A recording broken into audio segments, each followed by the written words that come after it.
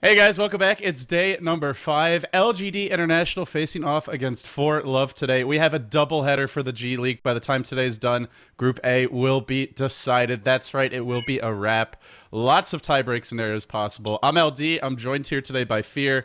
And I'll let Fear talk in just a second, but they're going through the pregame interviews now. So let's see what 1437 has to say. 他们这种更加舒服的一个比赛的这样一个形式。我们知道在之前的比赛当中，你们是输给过老干爹，但是他们是战胜了。All right, well, I missed his opening comment, but Fear, how you doing, man? You've been watching the G League, right? Hey, Fear, you there? Okay, I think Fear's there, but I don't know if he's his headphones on. So anyway, guys, this is day number 5. I'll show you the tiebreakers real quickly once the interviews are over, and we'll probably have another answer for 1437. We know that ForLove have beat DK at their first game, and you lose to DK last night. So have you analyzed your opponent today, ForLove? We've analyzed them. We came to the conclusion that they're a very strong team, and that their bank pick is very strong. So I think we prepared the best we could. 然后这边也是提到了这个 ForLove， 他们有仔细研究过，他们觉得 ForLove 的这个 BP 是非常出色的，但是他们会尽自己的全力来击败对手。At last say something to encourage teammates. LGD fighting. LGD fighting。那这边汉斯哥也鼓励一下 ForLove 的队友。争取拿冠军吧。好的，那谢谢两位选手。接下来我们先通过一个短片来回顾一下昨晚的那场比赛。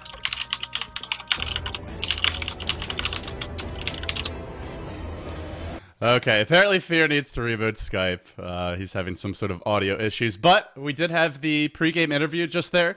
You can see LGD International has been trained very well by their Chinese organization, giving those polite diplomatic answers, which normally the Westerners do give, but sometimes they are known for a little bit more attitude, a little bit more bold statements. But to be fair, ForLove does have a very strong draft. I think it's one of the most annoying, not annoying, but powerful things about them is you just don't know what kind of strategy they're going to run. We've seen the 2-2 anti-mage. We've seen them win with that aggressive Night Stalker, Nyx Assassin, dual mid-game ganking combo. They also lane things a bit differently. They often give those supports, those gankers, early experience. They prioritize them even over things like the carry. In the game where 2-2 got really big, he actually ended up soloing mid to start the game. He didn't farm as well, but he caught up later on in the game. So they're a team where their laning is going to be a bit unpredictable. Their draft is going to be a bit unpredictable. And now it looks like we are seeing the highlights from yesterday. DK versus LGD International. And let's see if we can get Fear on the show again. Hey, Fear. Oh, hey, what's up? Sorry about that. I just changed some audio devices, so it didn't recognize my headphones. So I'm back. Hey, welcome back. No problem. I was talking to myself, but I do that a lot anyway, so there we go. Yeah, so they just had the pregame interview with 1437, and I don't know what the Chinese player for ForLove was saying, but he said that their draft is really their strong point for ForLove. They're very, and I think that really goes to them being a bit unpredictable as a team. Yeah, I guess a lot of people didn't know what they're capable of as well going into this tournament. So as the tournament goes further on, you'll see what they like to play the most, and the trends will start setting in, and it'll be easier to play against them, I think. Yeah, when I was casting with Winter, he's actually been fortunate enough to scrim against them a bunch, and he said he thinks they're strongest with split push, and that was how they beat LGD China in that the one game they took was a split push game. It was 2-2, playing an anti-mage. They lane things a bit weird, though, because they'll put their carry in a more difficult lane in the laning stage. Like, they put the anti-mage mid, but they gave the Nyx Assassin a lot of farm in the safe lane, and then later on, then they start to give him easier farm. So they seem to prioritize getting those mid-game tempo setters, the gankers, a really good start. Yeah, it's pretty common actually in a lot of Chinese playstyle to put, like the more farm-oriented hero mid. At least in the past, that's what they used to love to do. So seeing them do that isn't a huge surprise. Yeah, I mean, it's been a little less common as of late, but if you look at the international too, with Morphling, of course, he's always going mid. So well, that's just Morphling. If you date it way back, much more common. Yeah, but it's like the game keeps. People start getting into Dota 2, people start playing a lot more aggressive. Even the Chinese teams are playing much more aggressive. But, back in Dota 1 and whatnot, it was very common to even see Burning go mid, with his DK all the time. He'd go mid with Anti-Mage too. DK did it a lot. Lone Druid as well.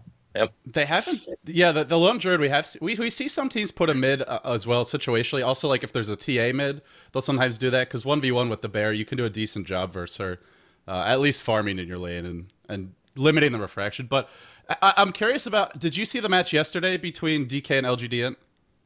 I saw all of them but the last one because I saw the first game, saw the second game, and then I passed out. And for some reason on the ticket, you can't download the replay; it's unavailable. So I didn't see the third game, but I saw the first two. Yeah, I was actually I know a lot of people have that same complaint. I talked to someone at Valve.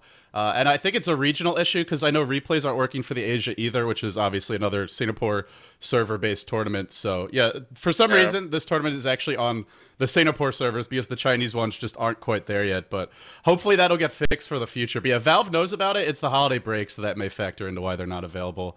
Why they haven't already fixed it. Normally they're pretty quick. Yeah, I really wanted to see that third game, but I haven't seen it, so I know nothing about it. I just got to see the hero picks. That's about it, and the scores. It seemed to be a pretty long game for the most part, but didn't get to see how it really panned out. But if you're talking about any of the other games besides that one, I do know about it. Well, they're actually showing their highlights for Game 3 now, so you can sort of take a look. LGD.int did something very unusual. They did an offensive trial with Kunkka, Shadow Demon, and Shadow Priest, and it actually worked out pretty well because when Winter was the one who pointed this out to me, it probably would have gone over my head. But you know, when you disrupt the enemy here, you get 2 extra illusions, so that Shadow Wave with Soul Catcher really hits very hard.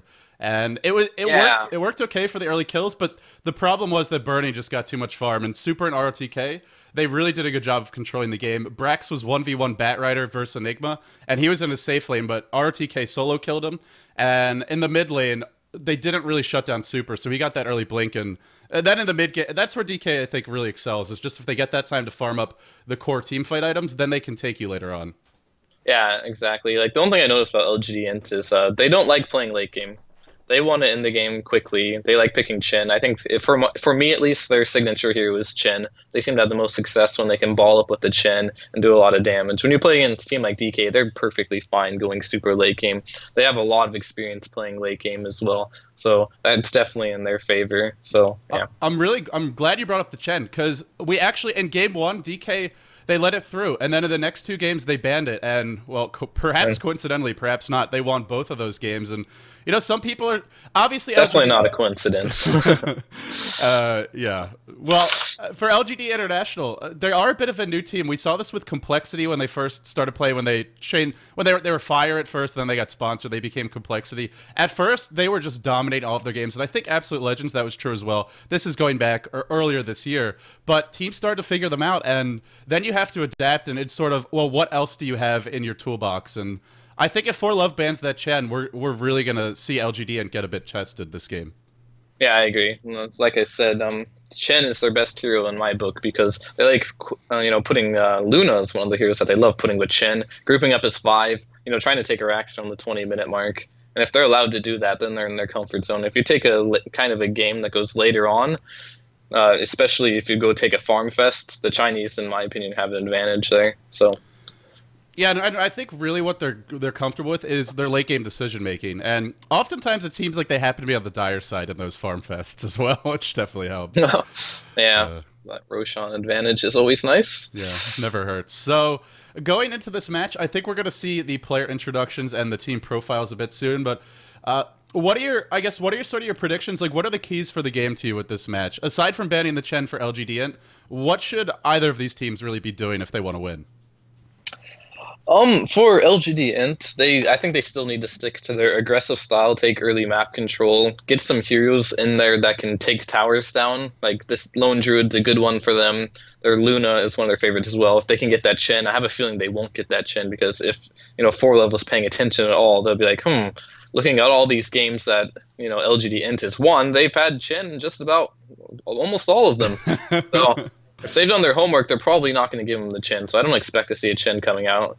But maybe they have the strat to deal with it, but Chen's been around for so long, it's just really hard to deal with if you do the ball up and push correctly. So for LGD.int, I expect them just to get the good heroes that can push mid-game and just go with the aggressive lanes that they love doing. They love their aggressive tri-lanes. Keep up with that and play a really aggressive lane. And if you're ForLove, you pretty much know that's coming. Even if you ban Chen, LGD.int's going to find another way to do it. So what's the response? How do you look to deal with that? If you're for love, you can't get too greedy with your lanes. I think that's going to be the big key. Like a lot of times, you try to get super greedy with your lanes. Like for example, which game was it? For love versus it was actually LGD. LGD. Yeah, LGD China. Yeah, they run that jungle Batrider 2 games in a row. And eventually, LGD China's like, okay, we know what you're doing. They just went aggressive tri-lane versus versus the jungling hero, and they got a little too greedy on that. Sven was able to get no farm whatsoever. So as long as they don't get too greedy with their lanes, I think that's the way you need to play against an early centric team like LGD.int. Yeah, and that's a good point about ForLove. They not only do they like running like the Batrider jungle, but it's heroes that can't really contribute in the laning stage. Like there are a few junglers, mainly I think the Enchantress and to some extent the Chen, who can help you if the enemy team's looking to be aggressive, especially the Enchantress. But if you're running a Batrider, he can't do anything if the enemy's offensive tri-laning, if they're smoke ganking or mid lane. There's not a whole lot he can do to help you. Yeah, it's very similar to when teams were picking Enigma jungle so much. People just started aggressive tri-laning every time you see the Enigma on the map, going jungle at least. Same thing with Batrider. They can't really do too much to help you. But I will say, Batrider actually isn't a horrible lane support, but he didn't go to the lane at all that game. So, yeah, I don't know. I mean, maybe if he gets a lucky rune or they really are diving, he can turn things around. But, you know, like you said, they're focused on getting him that early level 6, the early Tranquil Boots bottle, and then saving up for the Blink Dagger, which if they don't punish you is great, but they were punishing it. And I'm curious. ForLove, I think they're probably gonna have to adapt. I would like to see them go for split push though. That's how they actually won the one game against LGD China, was with 2-2 getting that, eventually just getting too fat in his anti-mage, and he didn't even make the best decisions that game. There were a couple moments where he could have gone for backdooring, where he could have been pressuring lanes, and he was sort of sitting back farming the jungle. But even then, they were still able to take it in the end. Yeah, I mean, that's really true. They were able to, but it was a pretty rough game. It was sloppy. I mean, it was weird. And what made it really weird was at the end of the game, Xiaowei actually had buyback and was just sitting there, not buying back while his throne died, because there was no point, I guess. They just chose not to defend a lot of the split pushes. Even like they let their racks die, they let their throne towers die just for no reason that entire game. So it was just sloppy decision making, I'd say, which is rare to say about LGD. Yeah, rare to say, but it does happen. I mean, even with a team like LGD. And, well, we're having the skill diagrams. By the time I read off what each thing is, this is already over. But top, middle, going clockwise, map awareness, band pick, LAN experience, execution, individual skill level, team fight skill level. Both teams pretty even with this diagram for the most part. I think they gave LGD a slight edge overall, especially with the top 3, it looks like. But it's pretty close, it seems. It's a scale 1 to 10, right? So yeah. So they're saying all the teams are above average. Well, what's that? LAN experience. Are they just going player by player, or are they going by team? Because LGDN's LAN experience isn't that much. This is their first LAN, right? As a team, I think they're saying like the players as, you know, as a group, and even 1437 he played a TI2, but yeah, Brax is inexperienced. As a team, they're not experienced, but obviously, you know, pajkatt Misery have been around the block. So is G. 1437 played at TI1 as well. He was on my team. Ah, yes.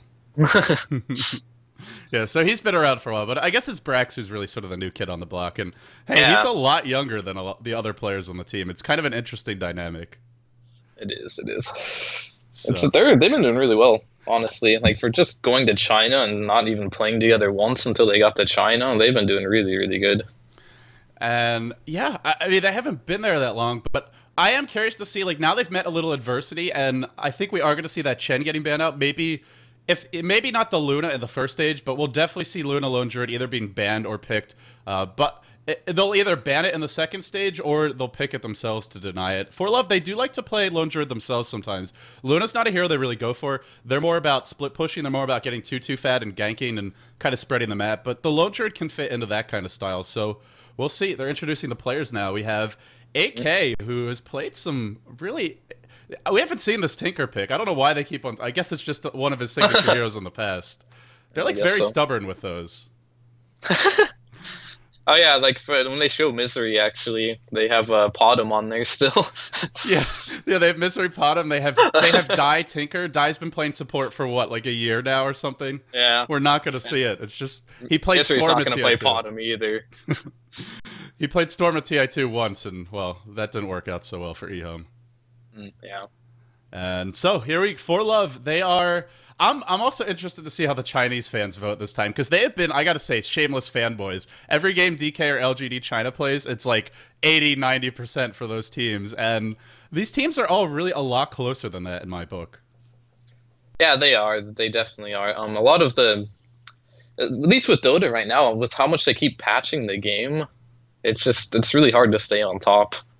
That's the best, because the game just keeps changing so drastically, patch by patch, and it seems like patches are coming out so frequently. I asked IceFrog, have you thought about reintroducing the stable versions? Because like I'm having trouble keeping track of these patch notes, and yeah, it's really hard for the players too, because like you start playing one, like for example during winter, we start playing one version, then all of a sudden winter happens, and 2 weeks later, there's a new patch and they change everything yet again, and you just don't know what is doing what anymore. So you just got to practice to get all your fundamentals back. Yeah, I guess if you come from a military family, maybe a bit easier because you're used to moving like every couple of months. But it's ridiculous. It's hard to keep track of. I think we are going to see things slow down a little bit, but we'll see. I mean, they're introducing G, and he's just like falling asleep in front of his computer.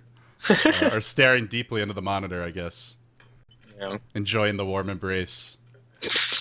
So, if I had to put you on the spot and ask you for a prediction, what do you think about this match? I'm gonna go with LGD.int for the 2-0. 2-0. Gonna go with my friends. I'm friends with almost all of them. You may be slightly biased, but hey. You're entitled to be. Yep. You play with a lot of these guys for a long time, so yeah. Rooting for a little bit of America, Europe here. America, fuck yeah. But overall, like I still give them the edge overall because I'm not sure why. I think ForLove might have a hard time dealing with the playstyle coming out from LGD.int if they stick to their early push strategy, because it seems like this is a team that kind of. They prefer the mid-late game, and they might have problems, and they may fall apart to an early game aggressive strat. Yeah, I'm interested to see that as well, and well, I'm loving this clockwork being shown for Brax, because if they run that offensive tri-lane, it's one of it's always with the Shadow Demon, and then they can fit like anything else in there, whether it's Kunko, whether it's clockwork. So we'll see if Misery gets his jungler, because if he doesn't, then probably it's good. Then you pretty much know what they're gonna do, which is offensive tri-lane and then 2 strong solos for G and probably pajkatt, maybe Brax. Yeah, I really hope they don't take the Enchantress. So I'm a huge hater for Enchantress. I feel like you need to get too much done with that hero to be considered even a useful pick. But I know they like picking it. So we'll see if they do, but you're right. I mean, you have to. Well, Misery had that one perfect game. Well, the team had a perfect game. They were 24-0. They never gave up a kill, and it was with Chen, but he had like 6 or 7 successful ganks in a row. I think it was 5 actually. I think it was 5, and it was just very efficient. With Chen, you can mess a few of those up and still offer your team something later on. But like you said, with Enchantress, what do you fall back on? You're not going to be able to just throw impetus out like Puppy will do sometimes on European Dota. Like they're too organized for that. They're going to focus you if you're trying to play carry, and they're going to punish you for not supporting your team enough. Yeah, exactly. Like I said, you need to get too much done with that hero. Like you just have to have a perfect game for it to work out, or else it will be punished, as you mentioned. And ForLove, they love their Nyx Assassin. That's been one of their key heroes. I expect it feels like auto ban material at this point. Like everybody who gets that hero is pretty much winning. Yeah, it's one of the most ridiculous supports right now. Like, it's one of the support heroes. Like, a lot of these games, you get money from killing support heroes, but it goes the other way around with Nyx Assassin. This is a support hero that kills you, and you just can't kill him because of Spike Carapace. So he's just super strong. One of the strongest supports out right now. At LGD, they're the only team I've seen not run him as a support every game. They ran him solo mid for G, and it worked. But like you said, he's even better as a support because you don't invest anything in him, and then he's still paying your back in spades. Yeah, he doesn't scale too great. Like once he gets his arcane boots and the little levels, that's all he needs, honestly. So the lighter the game goes, if you have a solo mid in A, he kind of falls off a bit. Yeah, let's see. Okay. Let me know if they do have a load attempt and it fails and it remakes, because I'm keeping the Chinese stream up for the most part, and Yeah, I will. They won't wait for me if I don't join in time. I know that's happened to some of the other casters as well. Yeah, they're just really strict about times. Yeah. Being on time when we played in the G1 League, if we were late 1 minute, oh, penalty level 2. Okay. I almost felt like they took pleasure in that. Yeah, almost. Yeah, late slightly 5 minutes, sadistic. penalty 3. Late 15 minutes, forfeit. They never had to do that, fortunately, but yeah, they did have the penalties with draft. We actually did have the opportunity to forfeit out to LGD in one of our G1 games. Oh yeah, but, you had the opportunity. That's right. I remember now. Well, good guy Fear said no. Yeah. They just got back from, like, I forgot which LAN event it was, but they just got back from some LAN event in China, so, like, whatever. Well, we're not going to forfeit for that. Yeah, what goes around comes around. If you make them forfeit for that, then, well, who knows what'll happen in the future. I think it's good to keep karma on your side. It seems the Chinese fans have spoken. LGD.int, they're starting to come around to this team, 73% rooting for them. ForLove just isn't, they don't get much love from the community, I gotta say. Yeah, they don't. They had, what was it, 95% to 5% when they played DK? Yeah, just to qualify for G League, every team is going to be a bit better than that. The scene's just a lot closer nowadays. Yeah, it really is. So, yeah. Well, we'll see how that. I want to see. I just want them to start this match. Honestly, they get you excited, and then they have the long pregame. Just, hey man, they paid for this nice studio. They gotta freaking use it. Like, they can't just start the game right away. I paid good money for that, they say. But have they showed the venue yet? Like, besides pictures? Well, this is a TV studio. This is that overlay is not correct. Let me see if I can fix that real quickly. I have my overlay expecting Bulba was gonna cast today. Nope. You're not Bulba. Sorry guys, I'm not Bulba. That's okay. You're old man Fear. They all love you. I call you old man Fear. I'm an old man too. So. Oh, no offense. I'm used to it. So Jimmy started that. While I'm working on that overlay, so if we see the Chen ban, what do you expect? I guess what else would they look for besides the Enchantress? Anything else that you've seen? I know a lot of the North American players have been. I don't know if you've been doing it, but I know a lot have been watching LGD International scrims. Just really curious how they develop. Anything interesting you've seen that we could look to see in this game? I actually haven't watched any of their scrims, but they're gonna definitely be looking for that. They love these heroes that kind of quote unquote cheesy carries, I suppose, because they love pushing early. They have the Luna is one of their favorites, the Lone Druids. They experimented with the Necrolite. That didn't really work out too well for them, but there's definitely heroes like that they're going to try to pick up, but I think they're definitely going to look for the Lone Druid or the Luna first phase. And there we have it. If your stream is caught up to mine. Yeah, it is. I got to bring the Chinese stream up, though, because they have a really nice ban pick overlay. Yeah, I'm watching from the Chinese stream right now. And Chen ban, first ban by ForLove. This is... Yep. It's what you got to do. Force LGD out of their comfort zone a little bit. Yep, it is really obvious being, playing competitively. If you just do a little bit of homework, you'll see this is their comfort zone and you want to take them out of it. So that's no surprise there. I wouldn't be surprised if they take out one of their other kind of like carry heroes now, or one of their top supports. They love Shadow Demon. They love their Lone Druid.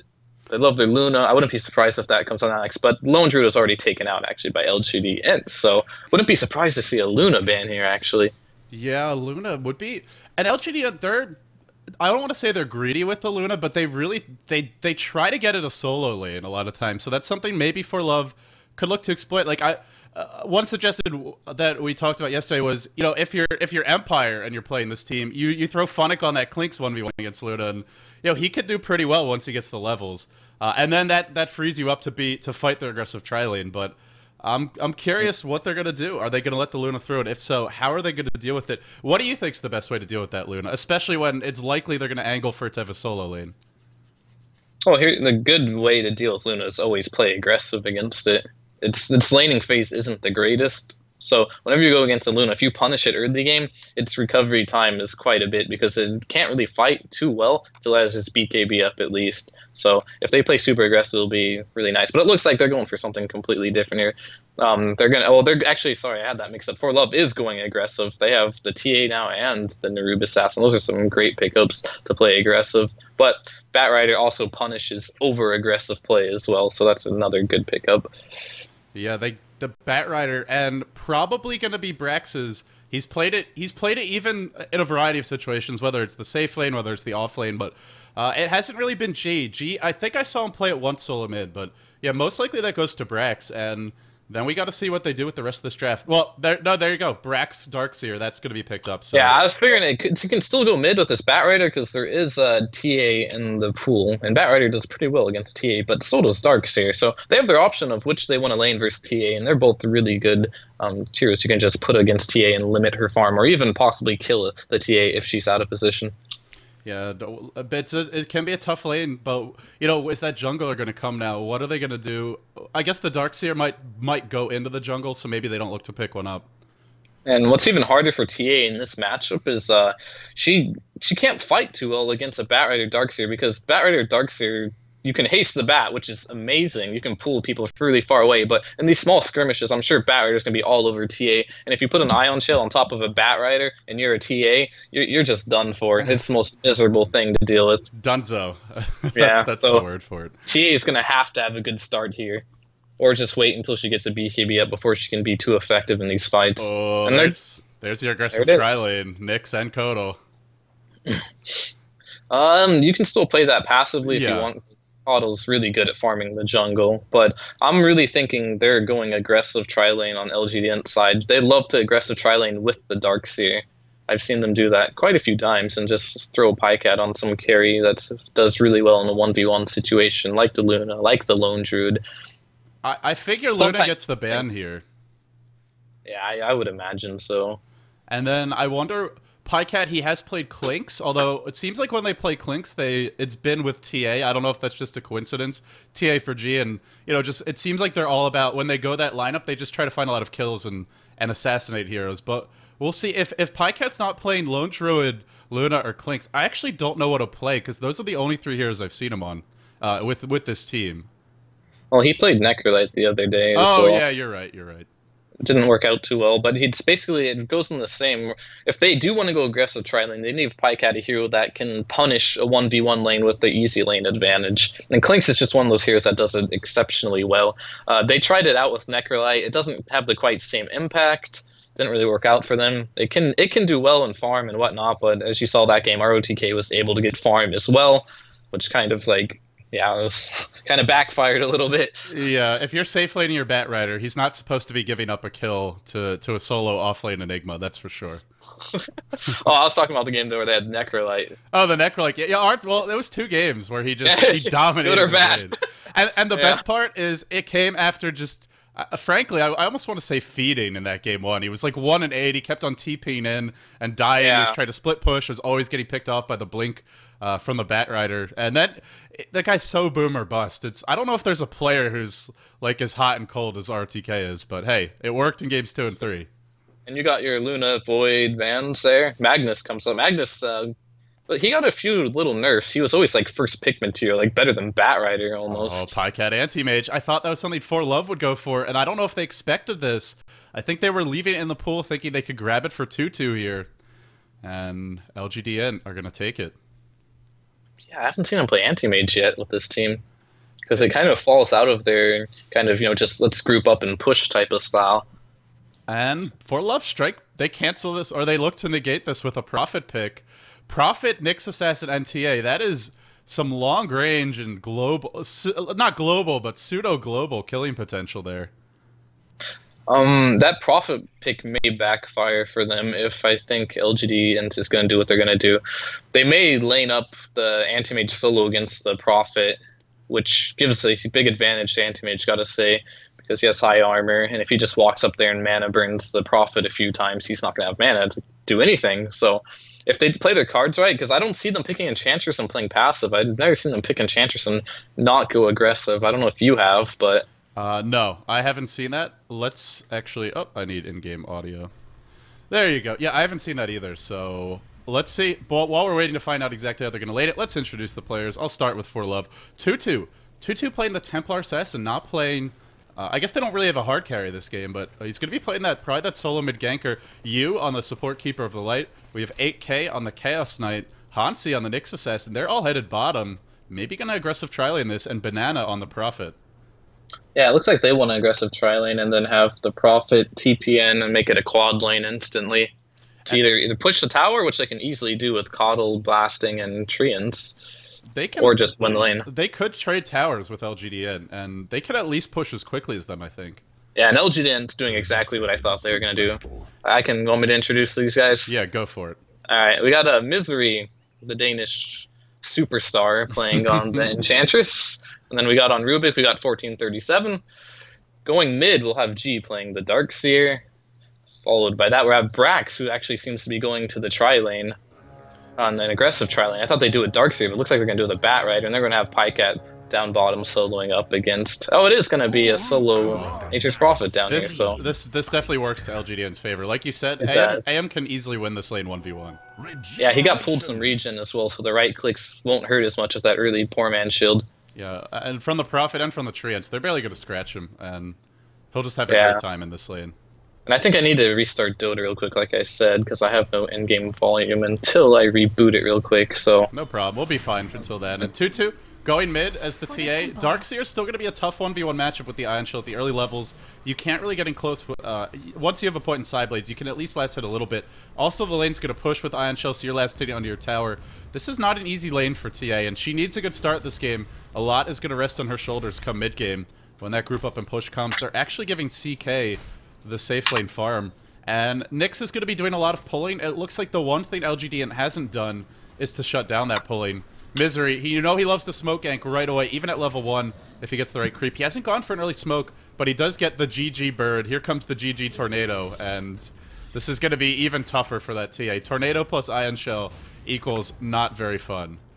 Yeah, it becomes an impossible matchup if I'm not back in the game, but if there's a tornado in your lane and an Ion Shell, becomes impossible to win this lane as a TA. So Prophet has pulled the creep wave, and his Clarity Potion, I think, just ended there. Might have gotten canceled by a creep. On top lane, Brax running away. Oh, he took a good amount of damage there. That's something they don't want to give away those early kills, because with Keeper of the Light and Nyx, they're going to start to get a lot of levels off of that, and Brax doesn't have to win this lane, but they don't want him to be giving up a lot to the supports. If Nyx gets a quick level 6, there are some easy targets. Even the AM could be a pretty easy kill if they get the right initiation on. We'll have to see if Pajkatt... What build is he going to go for? It looks like... has he taken that third skill point yet? No, he's going to go for some points and stats. Oh, here comes the backstab for Misery in 1437. This could be our first blood. It should be. There's no lift yet. Now there is. Banana is going to bite the dust. Easy first blood. Yeah, it looks like they switched their lanes up. They backed down from that tri-lane and just left the bat up there, huh? There's no ward bottom. He's playing in the dark. They don't have any wards, actually. Yeah, they bought no wards at all. And they went into the enemy jungle. That's why we thought they were going to tri-lane. That's very odd to not see. Now there's a ward, but damage is done. It wouldn't have mattered. They were smoked up. He was going to die regardless of warding or not. So it was still just a good play from LGD. They got the smoke early, just assumed they had a ward down there.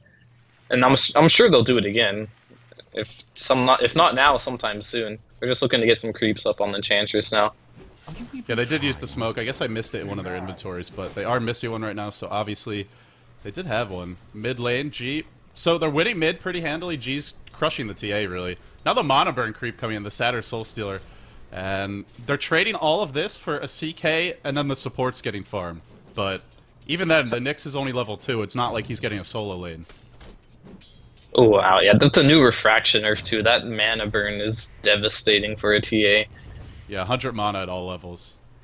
Burn another 100 off that, and that just really sucks. Like this, right now, this Enchantress is winning this mid lane for the Darkseer handedly. Well, she already shut down the bottom lane, so then that's 2 lanes going their way.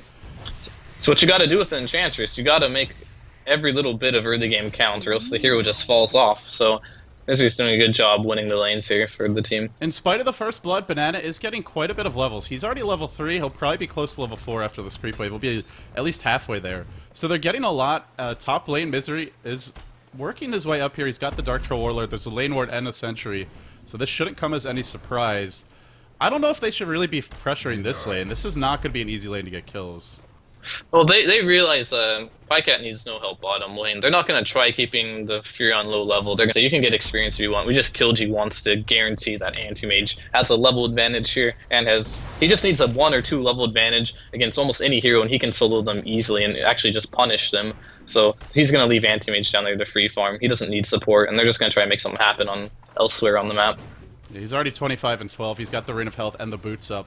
And at this point, he never really leaves lane, unless you come to gank him, but who's going to gank him? Chaos Knight's only level 4, Nyx is nowhere near level 6. By the time they come for it, he's going to be well on his way to that Battle Fury. Yeah, I expect G maybe to start doing some... He has a haste rune, so he may decide to get pretty aggressive here if he wants to. Yeah, the only thing better than that, and the nice thing about the haste is then you can surge your teammates away, or into the fight, so you don't... Oh yeah, they're going to go on mid, for sure. Misery's wrapping behind. He doesn't have the greatest creep, but with the haste rune on Darksphere, they can just chase him down if they want. I think Harpy Storm got buffed in the most recent patch, if I recall. The Chain Lightning nuke has got a lower cooldown, I believe. 2-2. Oh yeah, he's dead. Misery strikes again. Boy, when he's on, he's really on. Been flawless pretty much so far in his movement. Yeah, what's really interesting about Misery's build is he didn't even get 1 point in heal, he just got stats. Maybe going for that semi-carry later on. Oh, and mid... Oh, Misery lives with 32 health. Doesn't have to heal like you mentioned, but it's working out. Now Hanci's in trouble. Hanci gets greedy. It didn't look greedy at the time, but just a little bit short, and he pays in the end. Yeah, he ran back like, oh, I'm gonna right-click him once. No, you're really not. No, you're really not indeed. But, because he has the boots up, because he got the first blood on the Enchantress, so his farm's pretty good for roaming Enchantress. He's probably just going to get some levels now, settle down. Oh, on top lane, no, nothing too much of that. Brax wants to maybe go in here. He's doing a lot of damage to the Keeper of the Light, but Chaos Bolt's cooling down. That's why. Now it's up, and he's going to back off. Bottom lane, uh-oh, 2-2. Oh, that's a big play. Someone's going to have to get him a TP. He does a money for it, but the Courier's all the way at the top lane, so this is going to be like a minute of wasted time. Wow, these supports are doing a lot of economic damage. That's huge. Like, when you pick a TA, you have one thing in mind. Dominate your lane, and then dominate mid-game. Well, he definitely didn't dominate his lane, and him sitting up there on a hill for a couple minutes isn't going to dominate mid-game very well. He's dominating this ward, though. He's really manning up to it. Yeah, so that's really going to hurt them as far as the TA pick goes. They're not getting much out of this TA, where they need to get much more from this hero. And now they're losing the tower, too. The tier 1 mid's going to fall. And they're not getting the trade-off. You mentioned if they offensive tri-lane, they could TP the Prophet and go for the early tower bottom, but they're not doing that either. Pajkatt's level 7, 41 and 23. He's actually being out-farmed by G, just with that Ion Shell, pretty much guaranteeing all the last hits. And nonetheless, Pajkatt farming really well, almost 6 CS a minute. And for a solo anti-mage as well, getting that extra experience is going to pay off later on. He's going to be hard to kill. And who's going to do it? Hanci's only level 3. They don't really have a great long-range initiation. Even Chaos Knight's not... It's not that long. It's not like a fissure or anything. Yeah, I was really excited when I saw that aggressive tri-lane, because that was like the best move they could have went, but they went into the enemy jungle solely looking for a first blood, I guess. They didn't ward, they didn't do anything in there. Just looking for that first blood, didn't get it, and then they went back top, and I'm a little afraid for them now, because with this lineup, it doesn't feel like they have what it takes just to keep doing this, but they're gonna go on top lane here. 1 second stun, that's unfortunate, but G's coming in as well. And he's level 6, so it could have been a 3 second, just really unlucky, like you said. Hanci, Mana burns G, but G is gonna be able to get away, I think. No, maybe not, pulled back in, but the Illuminate seals the deal. So they get an important kill. Bananas join the fight as well. Oh, Brax, Fireflies run out, but he TPs away. I think they thought he was gone. No, they think he's there, but they're too late. He got that 3 second stun the second time around, so... it does average out there. It averages out.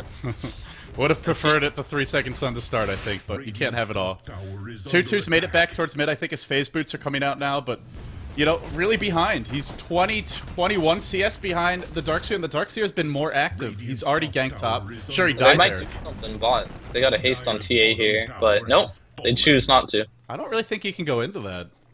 Nah, with some TP support maybe, but Coddle TP'd second tower, which made me think, okay, they want to defend this, but they're actually going on top. Oh, LGD.int love to do this. The triple TP. Everybody's defending. Hanci's going to be picked off, and then the question is, can they get anyone else? No, just Hanci, but hey, they'll get him. They use 3 TPs, so getting the experience, the gold, pretty much negated by that, but they also defend the tier 1. So they haven't lost the tower yet, whereas ForLove, they already lost the tier 1 mid. And the tier 1 bottom as well. Yeah, they didn't. This definitely is. Oh, mid lane, she's going really aggressive. ldOTA is the one being aggressive here, I think. Yeah. Wow, manning up to a Darkseer under the tower. Not gonna work out. On there, so I guess that's something. But the one thing I noticed about LGD is they love their tier 1 towers. Like when they play the super aggressive style, they want to make sure they have map control and they have the gold lead. You know, if you go for any of their towers, they'll punish you for it. It actually reminds me a lot of Na'Vi when, I guess, in a couple of months ago in Dota 2 maybe, before they started doing all this Wisp stuff, and they'd always, you know, Puppey would often be on that jungler, they'd aggressively push your safe lane, but they wouldn't give anything up, they'd always be very quick to defend their own towers. Pajkatt takes a decent amount of damage, but he's very tanky, he's already level 8, he does have his Mana Void, throws it out on you, but you, basically full mana, didn't really lose any HP from that, only the midi stun. 1437 cleans up the kill. Little miscommunication, it looks like he's just gonna blink away in the end. And now there's the ambush from behind, yeah. Brax is here. He's lurking. He's TPing back to base. They're trying to get out. And LGD.int, they lose the Enchantress, who has now gone for some points in heal. You'll be happy to see that. Yeah, they actually didn't get the deny either, so they ended up getting the tower as well. So they'll definitely be happy with that. Gold-wise, this game, wow, really out of hand. One of those games where you wish you hadn't checked the gold graph this early. Experience more even, but with this anti-mage, he's going to have his Battle Fury soon. And that is going to be some pretty big trouble, because, again, how are they going to kill him? Nyx still isn't level 6. Chaos Knight, maybe once the Nyx hit 6 they can find him, but they got to gank him soon. Yeah, I'm going to check my sound in-game. I did turn it on, so... It's on. I'll turn it up a little bit if people are complaining. Apparently, oh, sorry, I forgot to check Skype. Sorry about that, guys. Hopefully Fear will be fixed. My bad as well for not double checking. Yeah, I turned it up really loud, so if you can't hear me now, I don't know what to say. As long as you see that white bubble in the bottom right corner, it should mean that everyone can hear you in game when you're talking. Oh, okay. I have to pull my mic up a little bit closer for that then. Alright, I got it. It should be fixed now. Alright, not too loud. Sorry guys. You missed Fear saying the most insightful thing that he'll ever say, and he can't repeat it because he actually forgot what it was already. Sorry. Yeah. That's it. I'm too old for that. He's going senile. And I have Alzheimer's as well, so... Two geriatrics here. So right now, basically, they have all their tier 1 towers up, so a big part of the gold lead is they got 3 towers up, and of course they're up in kills as well, which is definitely going to help, and they're out farming them, so the gold lead is pretty much expected to be this way. The best thing they can do is try to take control of the experience lead the best they can. Split push, split push, split push, which is what the point of the Furion. They just want to split push all day long and just get trades out of it. They haven't gotten it yet, but when they go for the tier 2s, it's a lot easier to get those tier 1s. And they do have that Nyx assassin who is level 6 now, so maybe they can find some openings. It's going to be tough, though. TA no Blink Dagger, that's something they really would want. And Misery's actually manning up on that TA. This is bad when the enemy roaming Enchantress is just manning up 1v1 to your TA at 12 minutes in. That's not a good sign for the way the game's going. Yeah, like I said, they're not getting much out of this TA. Like, if you get a TA, you need to get a lot out of the hero early to mid game, and like you said, Enchantress doesn't even care about her right now because she just has phase boots when you usually see a Blink Dagger up already on the TA. Yeah. And she's halfway there, but still behind. But by the time she gets it, G's already got his mech, so... She's running into trouble right now. She's running into a lot of trouble here. 2-2. 2-2. Uh-oh, he's got refraction, but instantly it's gone. And he's dead. Dies again. Can I get the trade? In comes 8K with the Chaos Bolt. 4-second stun. G already used the mech. He should be dead here. No mana. Oh, he's got the wand. He may actually be able to surge away. Oh boy, he's going to escape. Chaos Bolt's up. Back and forth. Lift again. Now the stun. Wow. Wow, he's finally dead. That took everything they had. Banana trying to run away, bottom lane. Yeah, Banana's looking to be in a lot of trouble here. 2 napalm stacks up. No mana. No wand for him. He's... Pajkatt gets the kill, and now Pajkatt pretty much Battle Fury complete. We're looking at... He's gonna call worth it, though. He got the tower. I don't know about all worth it, but mostly worth it, perhaps. Compared to what else has been going on, he's gonna say, my team really needed this gold, which they did, so... Yeah, less bad than what's been going on so far. Yeah. So overall, that's a positive thing, I think, for ForLove right now. If you're on dying, or Nature's Prophet dying for a tower, at this point in the game, that's favorable for them. They just need to get these core items up. I don't know if going Blink Dagger is even the right choice for TA at this stage, because they have so much to deal with it. Like, the refraction, they can just kill her so easily with Batrider and Darkseer. Maybe rushing BKB is the way to go. Yeah, if you get that BKB up, then the Iron Shell won't affect. Oh, Misery gets caught out. 4-second stun, and the Illuminate, they'll pick him off. 1437, up to a Staff of Wizardry. He's going to have something big soon. A Yule Scepter, perhaps, maybe that Force Staff. It's coming out pretty quickly. So they dual roamed early, but those early towers giving them a lot of gold for those supports. Yeah, he's going to be going Force Staff for sure. It's really good to have Force Staff against TA to help your allies when they start getting slowed. It's not bad against CK either. Once he, you know, locks it on a target with his ultimate, you can force someone away to help him survive for a little longer. Yeah, even the Prophet with Sprout, if you ever need to get a teammate out of there. So 2-2 almost has the blink, but it's such a late blink. The other good news for ForLove, they do have Keeper of the Light, who can at least stop the heroes that aren't named Anti-Mage from pushing. But if he's in the lane when AM shows up, AM's just going to jump on him and try and kill him. It's not so much of a late blink as in this type of game, the blink isn't going to make a big impact like it would in most other games. Like, if they needed the blink would have had to have been a lot earlier, like you said, just to be, oh, yeah, biubiubiu's in big trouble. Another Blink Dagger on the Batrider. That Blink Dagger will make a big difference. Yes, that one is a high impact one for this particular game. Whereas the Blink Dagger on TA is not going to make a big impact. Yeah, you're I blinking, don't feel. You're blinking to Iron Shell, you're blinking to Firefly. AK does pop his Phantasm. Once 1437, the Force Staff isn't up yet. Vacuum, but a lot of damage, and this should be a retreat from ForLove. You running away. Brax pulling in one. Now Flame breaks, and now the chase, but Brax blinks to safety. They're just getting away. ForLove, the buyback from Keeper of the Light, wants to get back into this fight. Oh boy, hanci. Hanci still low. G, is he going in, or is he leaving? Now he vacuums all four heroes together, but there's no follow-up. Misery's getting picked off. ForLove, this is when they turn games around, how they tend to do it. They're thinking about G. What a long-range reality rift that was from downtown. Oh boy, G, only a 2-second stun though. 2-2 with the blink, but doesn't have the meld strike, didn't have mana for it looks like, and not able to get the kill, so the Enchantress and the Rubik, the two casualties there, it looks like. Yeah, during mid-fight, that Keeper of the Light used his ultimate and got a blinding light off on the Enchantress, and she used Impetus and saved some lives really big time there, so that was a big play by him.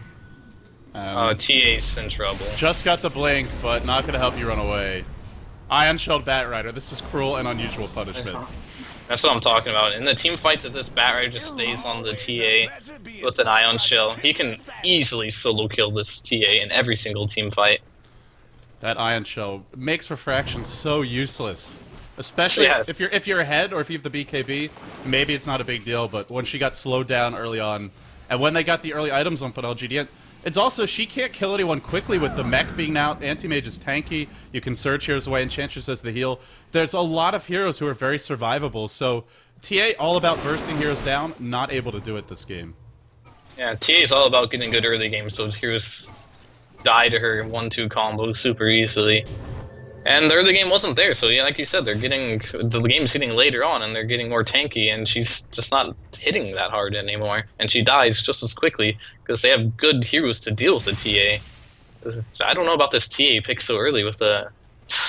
Two of the best counters in the game, basically, to TA are in this game right now. And, yeah, and they were there. And not only that, but they're also heroes that LGD run a lot. So like you said, if you do your homework, you can try and deal with a team like LGD.int, who's been showing one style. But ForLove, either they did their homework and then thought they could deal with it, or they didn't do it. So whatever the case was, they gave those two heroes away. They laned the Darkseer mid, and even if it was Batrider, it wouldn't have been an easy matchup for the TA either. So however LGD.int laned it, you had to know it was going to be tough for her, and you had to find the trade-offs elsewhere, which they weren't really able to do. The Prophet getting shut down bottom, the tri-lane top, not even really getting the Nyx assassin that quick of a level 6. Yeah, but they're looking to do something with Smoke now on hanci and 8K here. But they've just been running around back and forth in the river, not really doing anything with it. Looks like they're going to finally say, alright, we want this Batrider, but there's reinforcements close, so... What do you know? Like you said, the entire LGD squad grouping up bottom. They've got the Battle Fury, they've got the Vlads. Even when they pick the Anti-Mage, they're going to run him more Maybe as a split pusher, but even if they want to group up, that'll help them a lot in that regard. We'll have to see what they do. 4-man smoke. It's actually ForLove the one that used this Vlad's first, and they sold Roshan with the anti-mage, which was really cute. I wonder if LGD.int will try that. They have the map, even though they're on the Radiant side, it does seem like they have the map control once they get this tier 2 bottom, which if they win this fight, they will. Yeah. Brax surged, and Ion Shelled over the cliff, bring him back into the team, into his doom. Wow, that's so obnoxious. You never see that one coming. Yeah. Especially when you're smoked up. Oh, here's the classic LGD. They don't want their towers to die. They're backing here. Yeah, let's defend that tier 1 and take your tier 2. Brax, 1437 looking for the backstep. Fade Bolt on 2, and then gonna back off, I think. Yeah, he's gonna TP out. Can they stop this? No, not able to. They don't have many stuns here on ForLove's lineup. Two. Well, I guess they have a couple, but they're not really the most reliable. Like that Spike Carapace and. Oh, Misery's getting caught out here. 3-second stun. He's gonna probably go down 100% here. Probably. Oh, that mech was so close. G almost saved him with the heal bomb, but not in time. I wonder if he could have popped his haste rune and got there in time to get that mech off. Yeah, maybe figured he was dead anyway, just expecting a crit or something. But it's only level 1 cast strike. ForLove are feeling a bit under-leveled as well. You look at, I mean, the anti-mage is up to 14, Darkseer 13. The Prophet's doing okay, but he just got a Midas, I think, a minute or two ago. And trying to help that kick in now. 2-2's getting cleaved bottom, all melded here.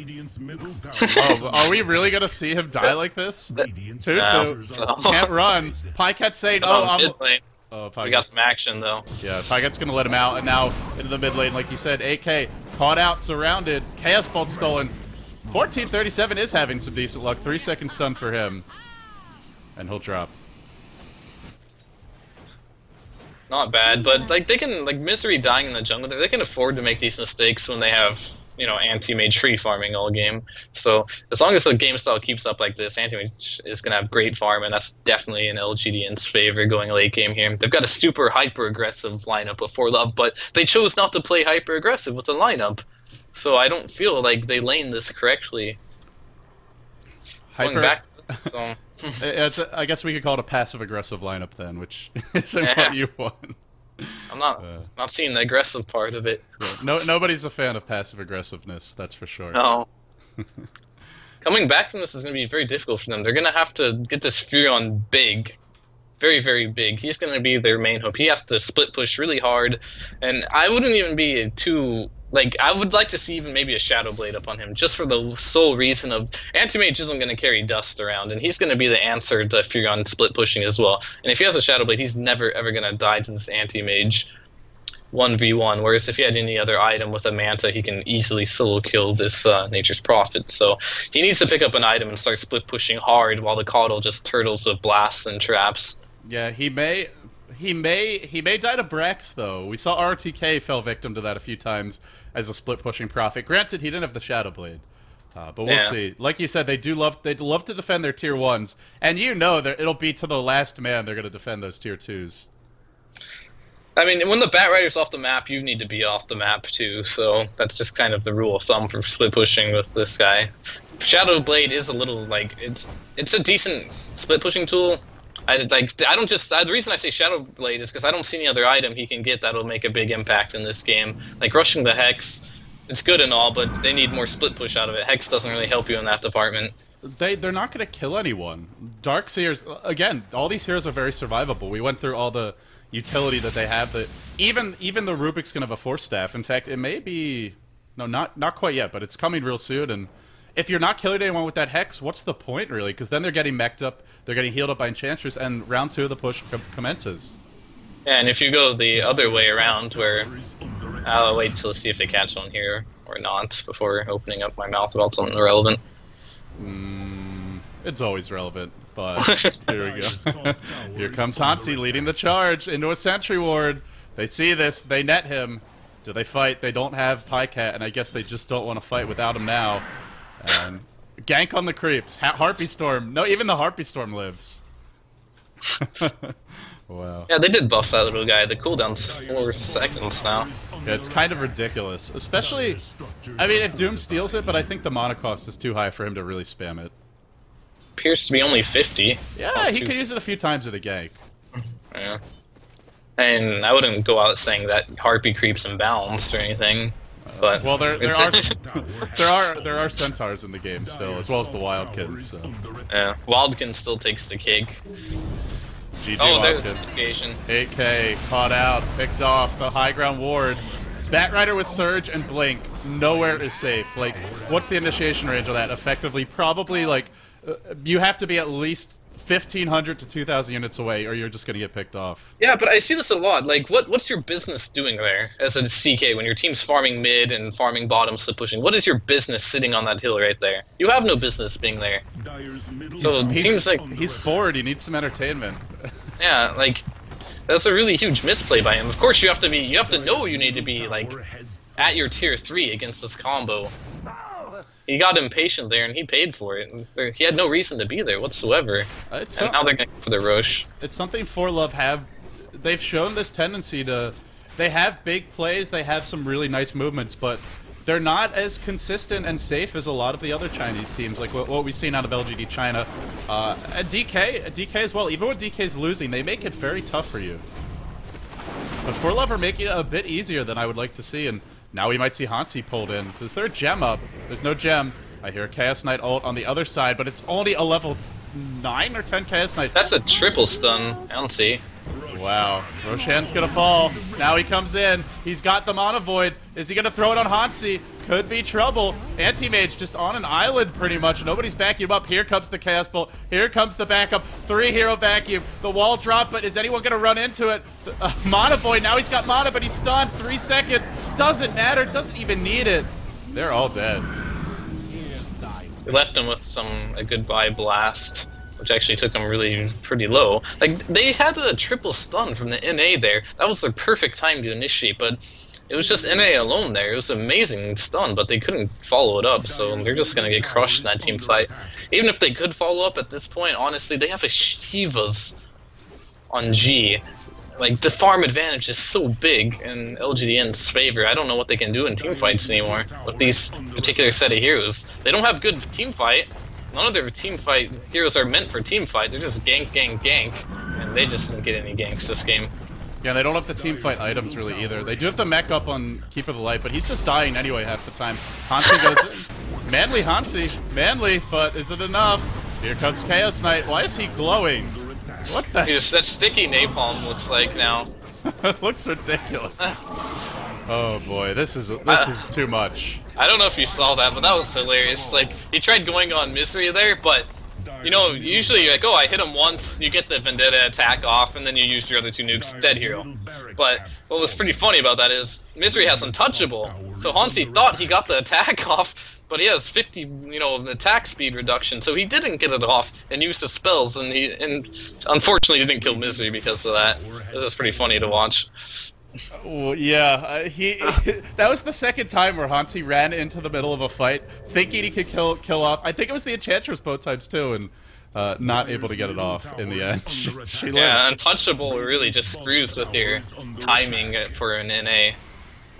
Yikes. Well, that was game 1. It went heavily in favor of LGDN. You know what's coming. That's one thing. Can you stop it? That's another. And this game, they could have gone aggressive with that tri-lane. They had the heroes to do it. They give pajkatt the easy 1v1 versus Prophet. Mid lane gets shut down by the Darkseer, as well as nice rune control.